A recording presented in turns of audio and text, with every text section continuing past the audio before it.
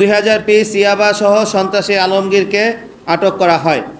উল্লেখ্য যে মাদক উদ্ধার অভিযানে সন্ত্রাসী আলমগীরের অনুসারীগণ পুলিশকে লক্ষ্য করে ইটপাটকেল নিক্ষেপ করে এবং তার অনুসারীরা পুলিশকে লক্ষ্য করে গুলি করলে পুলিশও আত্মরক্ষার্থে পাল্টা শটগানে 27 রাউন্ড রাবার বুলেট রাবার কার্তুজ ফায়ার করে। উক্ত সময়ে হামলাকারীদের নিক্ষেপ করা গুলি ও ইট পাটকেলের আঘাতে ডাবলমোরিং থানাধীন আগ্রাবাদ পুলিশ ফাঁড়ির ইনচার্জ এসআই মমিনুল ইসলাম সহ বেশ কয়েকজন পুলিশ গুরুতরভাবে আহত হয়।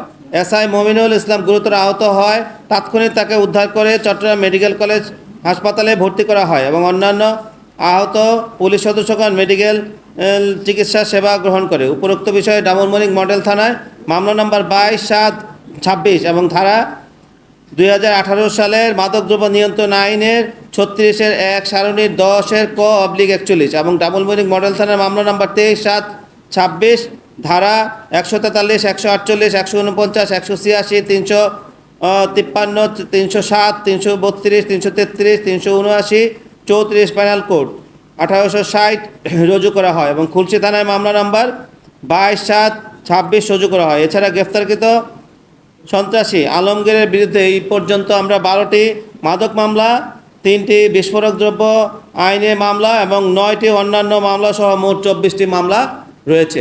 এবং আপনাদের দেখবেন এইটার সাথে তার বিরুদ্ধে যে 27টা মামলা রয়েছে সেই মামলার একটা সারণী আপনাদের কাছে দেওয়া আছে।